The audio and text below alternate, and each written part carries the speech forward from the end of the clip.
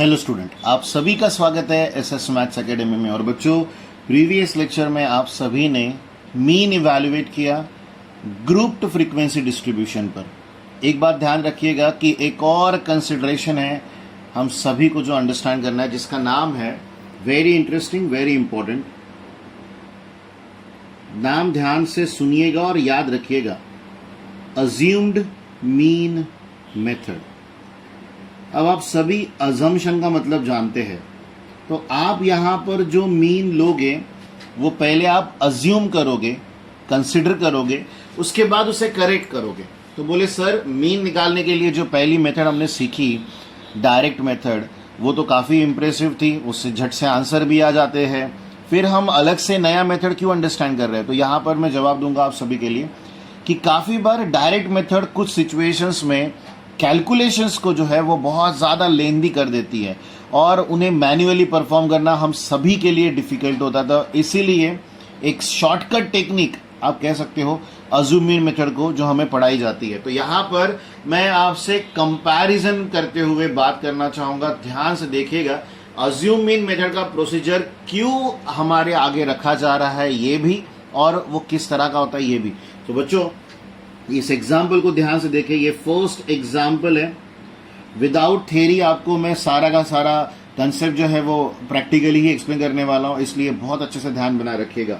So numerical है, the daily cell of 100 vegetable vendors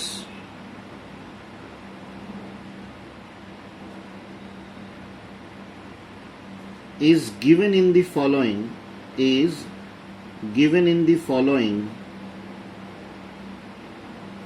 table। आगे हमें बोला गया है find the mean of the sale by assumed mean method। अब ध्यान से देखिए बच्चों, आपको जो टेबल दिया गया है वो है डेली का, जो डेली सेल होती है वेजिटेबल वेंडर्स की वो है, और वो इन रुपीज़ है, सबसे इम्पोर्टेंट बात। और उसके बाद जो भी सेल हो रहा है, जो भी एक हमने रेंज डिसाइड की है, उसके लिए कितने नंबर ऑफ वेंडर्स उतने रुपीस की सेल कर रहे हैं, तो वो हम यहाँ लिखेंगे। सो पहला सेल है 1000 रुपीज टू 1500 रुपीज। ऐसे 15 वेंडर्स का कंसेप्ट है। कितने हैं बच्चों? Daily cell of 100 vegetable vendors. तो 100 वेजिटेबल वेंडर्स का ये स्टैटिस्टिक्स है, गिवन डेटा है। ध्यान से देखिए, सुनिए और समझे। देन जिनका डेली का सेल 1500 से 2000 तक होता है, ऐसे 20 नंबर ऑफ वेंडर्स है। देन 2000 से 2500 जिनका सेल होता है, ऐसे 35 नंबर ऑफ वेंडर्स है। और जिनका सेल 2500 से 3000 होता है, ऐसे 30 नंबर ऑफ वेंडर्स है। देखिए, ये दोनों मिला लीजिएगा तो 65 हो जाएगा, और ये 35 तो हो जाएगा 100। तो 100 नंबर ऑफ वेंडर्स का हमें गिवन डेटा अवेलेबल है। बट अब जो मैं आपको एक्सप्लेन करना चाहता हूँ वो अज्यूम मीन मेथड है, लेकिन जैसा हमने मेंशन किया कि हम कंपैरिजन में समझना चाहते हैं, तो सबसे अच्छी बात, न्यूमेरिकल में हमें मीन इवैल्यूएट करने के लिए बोला है। अगर मेथड मेंशन नहीं होगी तो आप क्या करोगे? अपना फेवरेटिज्म यूज करोगे, जो सिंपल मेथड आपको लगती है वो आप यूटिलाइज करोगे। सो ध्यान से देखिए सॉल्यूशन को बच्चों। फर्स्ट हम अप्लाई करेंगे डायरेक्ट मेथड को। इस कंपैरिजन को समझ लीजिएगा तो आपको इस बात का अंदाजा लग जाएगा कि न्यूमेरिकल को देख कर कैसे हम डिसाइड कर पाएंगे कि न्यूमेरिकल में डायरेक्ट मेथड यूज करना अच्छा रहेगा या फिर अज्यूम मीन मेथड। तो सबसे पहले रिकॉग्नाइजेशन, वैसे तो न्यूमेरिकल में मेंशन्ड होता है, लेकिन वो 1% न्यूमेरिकल की बात कर रहा हूं जहां पर मेथड मेंशन नहीं होगी, जहां हमें कंफ्यूजन होने वाली है। तो बच्चों, कंसिडरेशन क्लियर। डायरेक्ट मेथड आपने यहां पर ली, आप सबसे पहले यहां पर क्लास इंटरवल लिखोगे, ये आपके क्लास इंटरवल्स है। 1000 से 1500, 1500 से 2000, देन 2000 से 2500, देन 2500 से 3000।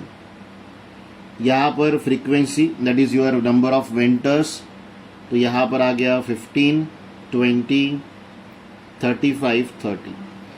बच्चों यहाँ पर हम लेंगे एक्सआई। एक्सआई का मतलब क्या होता है आप जानते हो, क्लास मार्क की वैल्यू होती है और we are performing direct method, इसलिए कहीं पर भी कंफ्यूजन मत रखिएगा। तो इन दोनों को ऐड करना है, डिवाइड बाई 2 करना है, तो आपको यहाँ पर 1250 मिलेगा। सब में जो गैप है वो है 500 रुपीज का। सो यहाँ पर नेक्स्ट वैल्यू 17 क्या होगी बच्चों, 50, देन 2250, देन 2750 XIFI। अब आपको अगर इसके बाद कहा जाए कि इन्हें मल्टीप्लाई करना, तो देखो जो पॉइंट मैं आपसे कह रहा था कि calculation becomes very difficult in some numericals by using direct method. तो देखो डायरेक्ट मेथड के चलते इस न्यूमेरिकल में जो XIFI का मल्टीप्लीकेशन है, अगर मैं आपसे कहता हूं कि 1250 को 15 से मल्टीप्लाई करो, तो देखो क्लास से पहले, इस वीडियो लेक्चर से पहले सारे कैलकुलेशन हमने पहले ही परफॉर्म कर रखे, इसलिए आसान हो रहा है। लेकिन अगर यही बात एग्जामिनेशन में आ जाए और आप फेस कर रहे हो तो उस समय आपको होगी दिक्कत, क्योंकि कैलकुलेशन आपको लंबे दिखेंगे। देखो 18750 ये वैल्यू आ गई, देन 1750 को 20 से मल्टीप्लाई करेंगे तो 35,000 आ जाएगा। ये सारे वैल्यूज मैन्युअली परफॉर्म करते समय बड़े परेशानी देंगे बच्चों, ये बात ध्यान रखिएगा। Next value is 78,750, then 30 into 7 2750 which is 82500। अब हमें इसकी समेशन चाहिए, तो प्रोडक्ट करना तो सबसे पहले डिफिकल्ट था ही, अब उसका समेशन निकालना और डिफिकल्ट है हम सब के लिए। तो समेशन FI यहाँ पर 100 है, वी ऑल नो 100 है, और यहाँ पर वैल्यूज 18750, देन 35,000,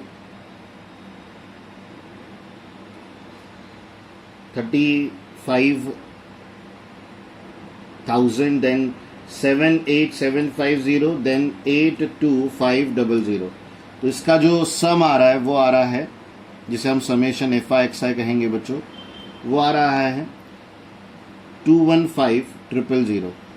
अब वैल्यू 2,15,000 आ रही है। इसके बाद आप क्या करोगे, तो बोले सर सिंपल है, हम यहाँ पर x बार का फॉर्मूला लिखेंगे जो कि आएगा summation FI XI divided by summation FI, यानी 215,000 डिवाइडेड बाय 100, 00 कैंसिल बच्चों। सो 2,150 रुपए जो है वो क्या है बच्चों, एवरेज मीन वैल्यू है डेली के सेल का इन सभी वेंडर्स, इन सभी 100 वेंडर्स का जिनका ये ग्रुपिज्म था।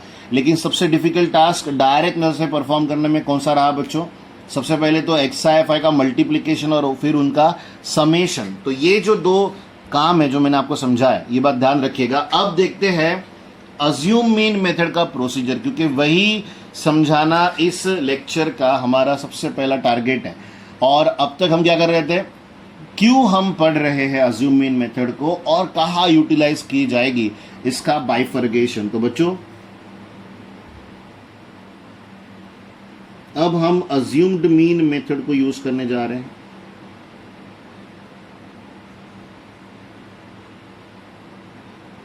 अज्यूम मीन मेथड में आपका जो CI का टेबल है वो एज इट इज रहेगा। 1000 से 1500, देन 1500 से 2000, देन 2000 से 2500, देन 2500 से 3000। इसके बाद आपके पास FI अवेलेबल है, विच इज 15, 20, 35, 30। इसके बाद बारी आती है आपके XI की। तो XI तक का सफ़र जो है, जो हम डायरेक्ट मेथड में रीच करते थे, वही यहाँ पर भी है। दोनों के शुरुआती प्रोसीजर में कोई चेंजेस नहीं है। यहाँ से इसके बाद होते हैं चेंजेस शुरू। आप यहाँ पर डेविएशन निकालोगे बच्चों। डेविएशन का मतलब होता है आप XI में से अज्यूम मीन मेथड जो कि capital A assume mean value होती है उसे लेकर आप वर्क करोगे। आपके पास एक्सआई में 4 वैल्यूज है, आप चाहे उसे, मैं रिपीटेडली कह रहा हूं, आप एक्सआई में से जिसे चाहे उसे कैपिटल ए ट्रीट करके न्यूमेरिकल को सॉल्व कर सकते हो, कंप्लीटली आपकी मर्जी होगी। और अगर सर आप एक बार पैटर्न बता दो, हम उसी पैटर्न को सॉल्व करेंगे, इस सोच के साथ अगर आगे बढ़ना चाहते हो तो मैं जवाब दूंगा, बेटे यहां पर 4 वैल्यूज है, 4 वैल्यूज में हमारे पास मिडल में 2 वैल्यूज आएंगी और 2 में से बड़ी वैल्यू जहां पर है उसे कैपिटल लेके चलना। रिपीटेडली कहता हूं, क्या करना है आपको, आपके पास जितनी वैल्यूज है उनका मिड पॉइंट देखो। अब यहां पर 4 वैल्यूज है, 4 का मिड 2 होगा, दोनों में से जो बड़ा है उसे कैपिटल ए लेकर हम आगे बढ़ रहे हैं। तो अब 1250 माइनस 2250 विच इज -1000, रिपीटेडली कहूंगा विच इज -1000। इसके बाद इसमें से अगर ये सब्ट्रैक्ट करते हो तो -500 आएगा, इसके बाद 0 आ जाएगा और इसके बाद फिर से 500 आ जाएगा। वेरी इंपॉर्टेंट, इस इवैल्यूएशन के बाद आप FI इंटू DI करोगे। देखो 15 इंटू 1000, वेरी इजी, ये ओरल है हम सबके लिए, पिछले वाले में हमें मेहनत करनी पड़ी, या सिर्फ ओरली काम चल रहा है। देन 20 इंटू दिस, तो this is -10,000। Then 35 into this 0, then 5 3 का 15, तो ये फिर से कितना आ गया 15,000। एक अच्छी बात देख रहे हो, ये नेगेटिव 15,000 है, ये पॉजिटिव 15,000 है। प्रीवियस वाले इवैल्यूएशन में वो भी हमारे एडिशन करना भी डिफिकल्ट था हमारे लिए, यहां पर वो डिफिकल्ट नहीं है। समेशन FI इंटू DI की वैल्यू इमीडिएट आप लिख सकते हो विच इज -10,000। और निगेटिव वैल्यू आना कोई गलत बात नहीं होती, ये बात ध्यान रखिएगा, क्योंकि मोस्ट ऑफ द टाइम बच्चों का ऐसा रहता है, दिमाग में घर कर लेते कि अरे निगेटिव वैल्यू नहीं आनी चाहिए क्योंकि हम तो समेशन कर रहे हैं। ऐसा कुछ नहीं है बच्चों, कंफ्यूज नहीं होना है आपको, बहुत स्ट्रेट एंड सिंपल चलना है। तो आपके पास देखिए DI का जो टर्म है उसे डेविएशन कहते हैं। डेविएशन का मतलब होता है आपने जो ओरिजिनल XI की वैल्यूज थी उसे डेविएट किया A के हिसाब से, उसमें से capital A which is called assume mean value, ये आपने इसे क्या माना, अजम्ड मीन वाला, करेक्ट है। आपका ये मीन जो है ये आपके भरोसे आपने डिसाइड किया हुआ है, इसमें से कोई बच्चा ये भी वैल्यू ले सकता है, किसी को रोक टोक नहीं है, ये वैल्यू भी लेकर आप काम कर सकते हो। लेकिन उस समय यहाँ की एंट्री चेंज होगी, यहाँ का समेशन चेंज होगा। लेकिन बच्चों एक बात ध्यान सुनिएगा, जो x बार आएगा, जो मीन आप इवैल्यूएट कर रहे हो, डायरेक्ट मेथड से कितना आया था 2150, वो वैल्यू कतई चेंज नहीं होगी, वो चाहे आप किसी और मेथड से क्यों ना सॉल्व कर रहे हो। तो इसके बाद के स्टेप पर आपको सिर्फ और सिर्फ एक नया फॉर्मूला अंडरस्टैंड करना है जो आपने अब तक नहीं देखा। एक बारी वो अगर आप देख लेते हो तो उसके बाद इजी हो जाएगा आपके लिए काम करना। तो फाइनली आप इवैल्यूएट कर रहे हो मीन, जिसे आप x बार से डिनोट करते हो बच्चों, और x बार के लिए यहां फॉर्मूला होगा a plus summation FI DI divided by summation FI। आपने a क्या लिया था, a था आपका 2250 बच्चों, यहां पर समेशन जो हमारा DI है वो था 10,000, समेशन FI जो था वो हमारा कितना था बच्चों, which is the value which is 100। सो ये दोनों गेट कैंसिल, सिंपली यहाँ पर 2250 में से सब्ट्रैक्ट होगा 100 रुपीज, और तो आपके पास वैल्यू आ रही है 2150। तो मैंने जो आपसे बात कही थी कि मेथड बदल गई लेकिन आंसर नहीं बदला, यहाँ पर अभी भी 2150 यही आंसर मिल रहा है बच्चों। प्रीवियस डेटा में भी वही मिला था, लेकिन डायरेक्ट मेथड में और अज्यूम मीन मेथड में क्या फायदा है। तो जवाब मैंने ऑलरेडी दे दिया है कि जो बड़ी वैल्यूज, बड़े कैलकुलेशंस आपको दिखे किसी भी न्यूमेरिकल में, तो इमीडिएट उस न्यूमेरिकल में अज्यूम मीन मेथड को यूटिलाइज कर लीजिए, आपका काम उस न्यूमेरिकल के लिए आसान हो जाएगा। फिर आपको ये जो परेशानी हुई जैसे प्रोडक्ट निकालने की, फिर सम निकालने की, वो नहीं होने वाली, क्योंकि यहाँ पर प्रोडक्ट भी सिंपल था और सम भी सिंपल थी। चलिए, ये जो कंपैरिजन वाइज हमने न्यूमेरिकल अंडरस्टैंड किया, इसे ध्यान रखिएगा, ये just for recognising the numerical है कि कौन सा न्यूमेरिकल कौन से मेथड के लिए ज्यादा सूटेबल होगा। चलिए यहां से आगे बढ़ते हैं एग्जाम्पल नंबर 2 की तरफ, देखते हैं अब इसमें हमें क्या नया सीखने मिलेगा। यहां लिखा गया है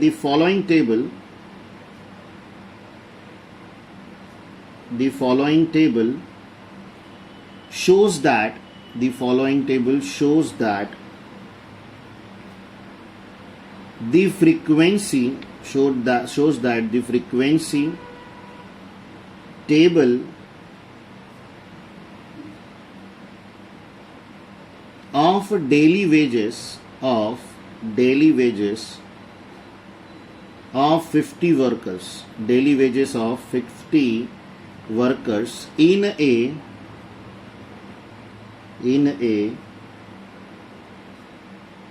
ट्रेडिंग कंपनी, आगे बोला गया है कि find the mean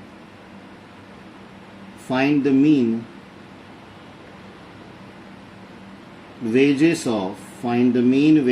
of a worker. अब यहां पर फिर से न्यूमेरिकल में वैल्यूज मेंशन्ड है, मेथड मेंशन्ड है, अज्यूम मीन मेथड. अगेन आपको टेबल में दिया गया है डेली वेजेस, ऑब्वियस है वो रुपीज में है, and then number of workers, जिसे हम फ्रीक्वेंसी कहते हैं बच्चों. ये बात हमेशा ध्यान रखिएगा. एक और छोटा सा कंसेप्ट में लिखना पिछले वाले न्यूमेरिकल में भूल गया, जो कि मैं यहां पर असाइन कर रहा हूं. एक्स बार कितना मिला 2150, तो यहां पर हम लिख देंगे therefore the mean of sale is ₹2150. क्योंकि हमें सवाल थ्योरेटिकली किया गया तो जवाब भी हमें थ्योरेटिकली देना पड़ेगा, जो कि हम मिस कर गए थे. चलिए यहां पर टेबल कंप्लीट करेंगे. 200 से 240 5 नंबर ऑफ वर्कर्स हैं. 240 से 280 10 नंबर ऑफ वर्कर्स. 280 से 320 15 नंबर ऑफ वर्कर्स. 320 से 360 12 नंबर ऑफ वर्कर्स. और 360 से 400 8 नंबर ऑफ वर्कर्स. तो हमारे पास कंप्लीट गिवन डेटा है बच्चों. अब डायरेक्ट मेथड वाला जो कंसेप्ट है वो डिस्कस नहीं होगा. एक तरीके से आपने प्रीवियस लेक्चर में जो डिस्कशन किया था डायरेक्ट मेथड का, वो इस वाले लेक्चर में रिवाइज्ड हो गया. लेकिन जो न्यूमेरिकल्स आपको दिख रहे हैं जिसमें बड़े वैल्यूज आपको इन्वॉल्व नजर आ रहे हैं, ऐसे न्यूमेरिकल में हमेशा assumed mean method calculation manually perform करने के लिए ज्यादा सुटेबल होती है. तो एक बार फिर वही प्रोसीजर वापस से. तो सबसे पहला आएगा CI, क्लास इंटरवल्स. 200 से 240, 240 से 280, 280 से 320, 320 से 360, 360 से 400. 40 की गैप चल रही है. FI frequency values 5, 10, 15, 12, 8 50 number of workers है. XI दोनों का मिड वैल्यू चाहिए हमें, तो इन दोनों को ऐड करो, डिवाइड बाई 2 करो, तो विच इज 440 है बच्चों. 220 आ जाएगा. अब 40 की गैप ऐड करते चलो, तो यहां पर कितना आ जाएगा 260, देन आ जाएगा 300, देन आ जाएगा 340 और देन आ जाएगा बच्चों 380. तो ये रहे आपके XI के वैल्यूज. पहली वैल्यू है, इन दोनों को ऐड करके डिवाइड बाई 2 किया, पर उसके बाद जो 40 का यहां पर क्लास विड्थ अवेलेबल था उसे हमने ऐड करते हुए, यानी 220 plus 40 260, then again 40, then again 40, then again 40. इसके बाद आपको क्या बताया था, DI लाएंगे आप. DI में XI माइनस A आएगा. ध्यान से सुनिएगा, बहुत बढ़िया न्यूमेरिकल है ये, आपको और आइडिया क्लियर दे रहा है. तो यहां पर 5 नंबर ऑफ वैल्यूज है बच्चों. 5 नंबर ऑफ वैल्यूज है, तो मैंने क्या कहा था, मिडल में जो वैल्यू आएगी उसे लीजिएगा. अगर 2 आती है तो बड़े को लीजिएगा. तो यहां पर 5 वैल्यूज है. 5 में देखो, 5 में मिडल वैल्यू ये वाला रहेगा. तो वैसे ही हमने 300 को कैपिटल A लिया है, तो 220 minus 300 which is minus 80. Then यहां आ जाएगा माइनस 40, देन 0, 40, देन 80. कितना सिंपल सा कंसेप्ट है. अब देखो, इससे आगे अगर आप FI इंटू DI करते हो, इस DI के साथ इस FI को, तो ये दोनों का मल्टीप्लीकेशन ओरल -400, इन दोनों का -400, देन इससे आगे बढ़ते हो तो 0, देन यहाँ 12 4 जा 48, तो एक 0 लगा दो, 8 8 जा 64, फिर एक 0 लगा दो। अब सम देखो कितनी सिंपल है, इन दोनों को ऐड करोगे ये 1000 हो गए, 1000 देन 120, तो 1120 में से 800 गए, तो आपके पास 320 की सम बच गई। तो ये है सबसे सिंपल वे ऑफ कैलकुलेशन, जो बड़े नंबर्स होने के बाद भी आपको परेशान नहीं करता। शर्त सिर्फ इतनी कि थोड़ा बेसिक कैलकुलेशन तो आपको पता होना जरूरी है, जैसा मैंने अभी आपके आगे समेशन FI/DI को ऐड किया। चलिए, इस कंसिडरेशन के बाद आपको सिर्फ मीन का फॉर्मूला लिखना है, जो कि होगा A plus summation FI/DI divided by summation FI। एक और प्रेजेंटेशन में आपको समझाना चाहूंगा जस्ट फॉर द नॉलेज। ये जो टर्म है जिसे मैं सर्कल बना रहा हूं, इसे आप घूम फिर के D बार भी, स्मॉल d बार भी लिख सकते हो, ये बात ध्यान रखिएगा। So capital X bar can be represented as A plus D बार।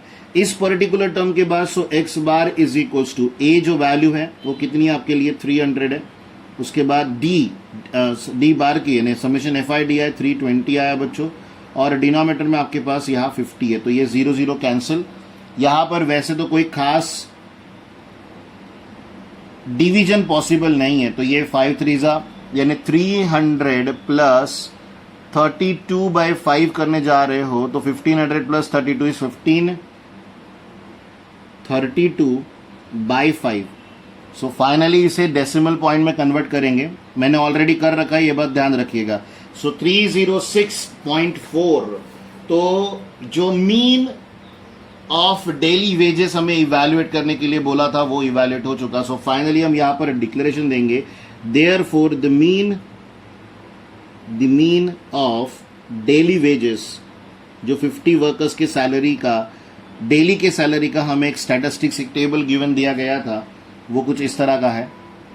सो ₹306.4, तो जो 50 वर्कर्स की सैलरी है जिसका रेंज है 200 से 400, उसका मीन सैलरी है बच्चों कितना, डेली वेजेस का मीन वैल्यू कितना है 306.4। तो इतना उसे पर कैंडिडेट खर्चा करना पड़ता है, पर ये एवरेज वैल्यू है, किसी की हर बंदे की सैलरी अपनी जगह पर अलग अलग है, तो ये पॉइंट भी आपको अंडरस्टैंड करके रखना है। तो इसी के साथ अज्यूम मीन मेथड जो हम सभी ने समझा, जहां पर आपने सिर्फ और सिर्फ एक कंसेप्ट अंडरस्टैंड किया है कि जब कभी भी कैलकुलेशन डायरेक्ट मेथड से डिफिकल्ट होते हुए दिखेंगे, वहां हम अज्यूम मीन मेथड को यूटिलाइज कर उसे सिंपल कर सकते हैं।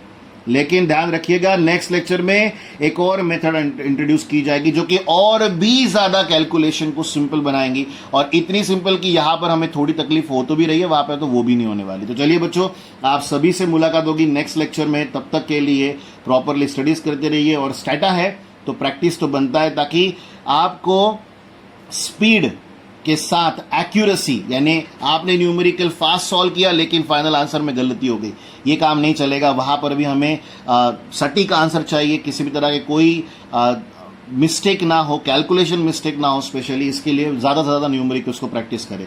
बाय बाय बच्चों, टेक केयर।